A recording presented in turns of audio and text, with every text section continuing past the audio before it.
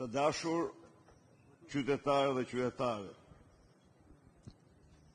erdha këtu pa përtesë çdo 2 javë, sepse ardhja ime shërben si një dëshmi e përbotshme e keq përdorimit politik të drejtësisë nga narkotrafikanti Edi Rama për të luftuar kundërshtarët politik. Hetimi shterrues 4 vjeçar, si të ka quajtur Skapi, dhe vetingu 32 vjeçar familjar i Sali Berishës ka provuar se ai dhe familjarët e tij nuk kanë përfituar kurrë asnjë favor dhe se kursimet e tyre janë në përputhje me ligjet e vendit, përbëjnë gjithsejt në 54 vite 100.000 euro dhe 40 metër katror një apartament më të madh se ai që kishte në diktaturë. Çështja e Spakut dhe keq përdorimit të tij është pjesë e strategjisë e Edi Ramës për të goditur opozitën shqiptare. Është projekti i tij makabër për të marrë një mandat të 4. Çështja nisi me denoncimin politik pa asnjë fakt të eksponentit politik të bandave të Elbasanit, Shkodrës dhe Fushkrujës, Taulan Ballës, dhe është mbajtur dhe mbahet në këmbë kryekput për qëllime politike. Çështja kundër meje është dëshmi e standardit të dyfishkt, të Skapit të partisë që sulmon opozitën pa asnjë fakt, ndërkohë që mbulon një mal të tërë me fakte për vjedhjet dhe korrupsionin qeveritar. Në këtë rast, ftoj çdo qytetar shqiptar të pyesë Skapin e partisë. Pse Taulan Balla është i lirë dhe bën fushat kur ata flen mbi dosjet e krimeve të tij, kur ata disponojnë të gjithë dokumentat se ai është antar kryesor i grupit kriminal Toyota Yaris, i grupit kriminal të Suel Çels, i grupit kriminal të Bajrëve. Ftoj qytetar të pyesin Spakun ku kanë shkuar 130 milion euro të djegësit të Tiranës. Të pyesin Spakun pse nuk heton Belinda Ballukun dhe Edi Ramën që kanë paguar 130 milion euro pa dhënë asnjë tull.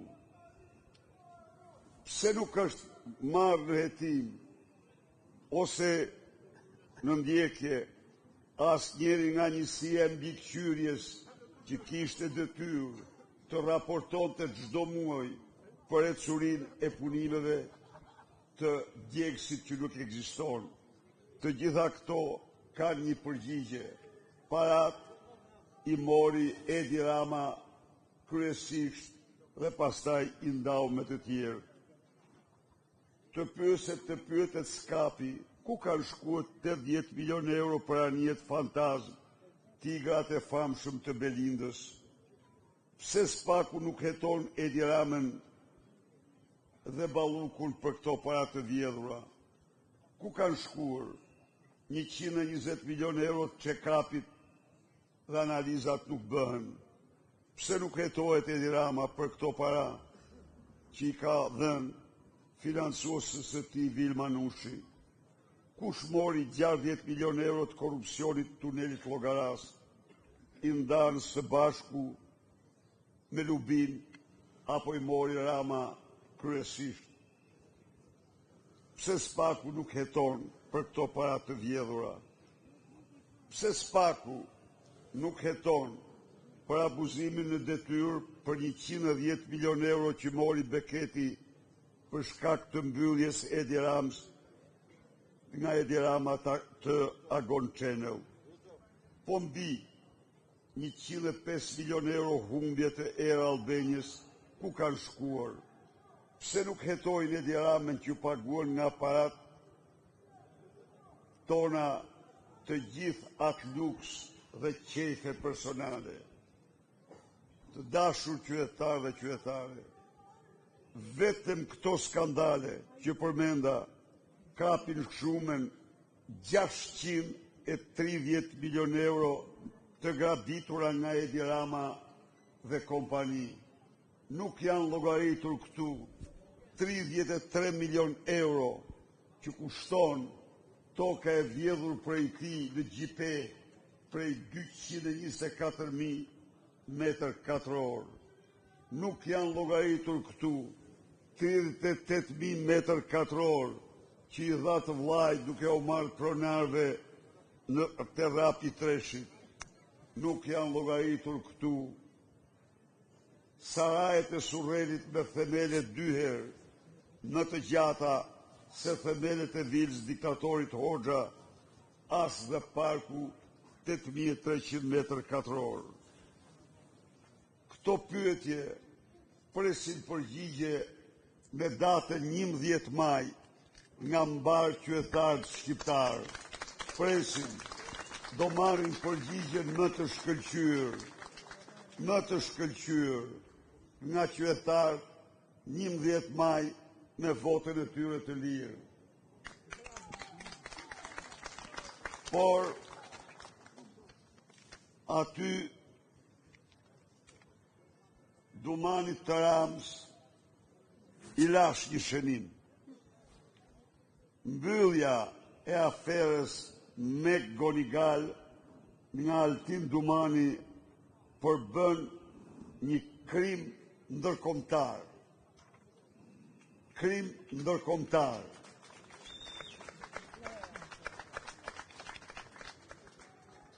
Dhe garantoj Edi Ramën se asgjë në botë nuk do mund ta shpëtoj nga kjo aferë e tmerrshme me të cilën ai korruptoi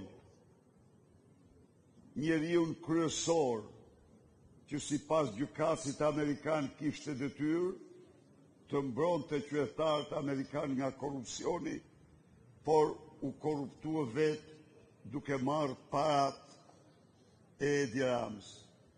Dhe për djeninë shqiptarëve, tani me Gonigal, çdo ditë në qeli, i çon nga qelia mesazhe Edi Ramës. Unë vërtet i mora parat, thot ai, por ato mi dhe ti, parat mi dhe ti me cilat me komprometove. Kështu që pritet vote e shqiptarëve me 11 maj që Edi Rama shkojte me Gonigali nofta javën e parë. Tani, sot se jam në fushat më edhe do a kemi pak më të kufizuar. Vetëm një pyetje. Po. Herët e kaluara jemi mësuar që me paraqitjen tuaj këtu keni bërë denoncime duke ju referuar bisedave në Sky CC. Pse nuk ndodhi sot dhe a nuk keni më materiale tjera? Jo, materiale kam plot, po sot ndodhi ajo që ndodhi, siç e dini ju, çështja e incineratorëve shkoi për 5 para në gjykat, një gjë të turshme, një nga aktet më të turshme në histori, kur humbja e 130 milion eurove u kualifikua një vepër për sigur të kishin humbur 10.000 euro, apo sigur të kishin vjedh një kotet spulash, siç e tha një kolege juaja. Ku është, nuk është sot. Zoti Berisha, gjatë kohës që ju po flisit këtu nuk e di e dëgjuat, disa paraburgosur apo dënuar shprehen pro jush. Zoti Berisha, jeni hero. Keni një mesazh për to, me që jemi edhe në fushat? Tani një minutë. Ju lutem.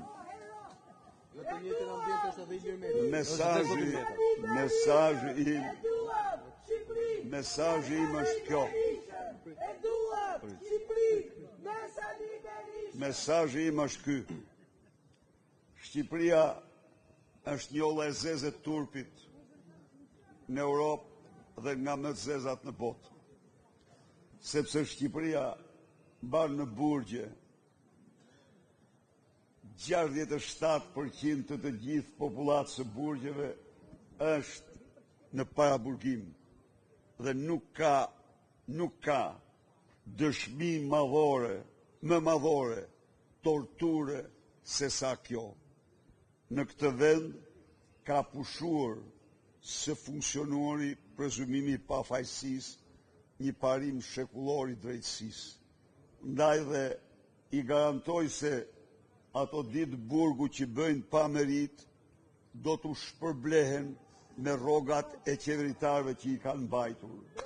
Është një krim dhe duhet ta dinë mirë se unë në Këshillin e Europës, në udhëtimin tim, kam bërë një takim shumë të frutshëm me Komitetin Antitortur, në të cilin kanë qenë 2 çështje kryesore. Ka qenë tortura publike që ata i bën ish presidentit, ish kryeminist dhe ish kryetarit parlamentit Ilir Meta dhe tortura që u bëjnë 67%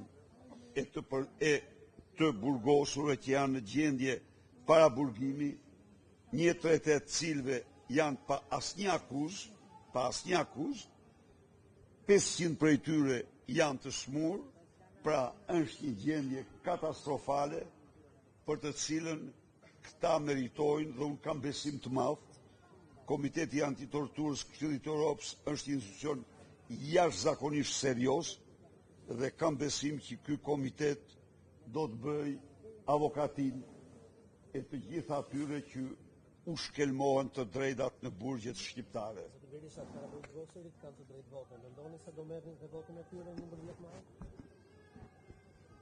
Se për këtë do votojnë e din ata vetë. Ne nuk kundërshtojmë kujt në votë, por ne themi që të votosh për xhelatin tënd është problem.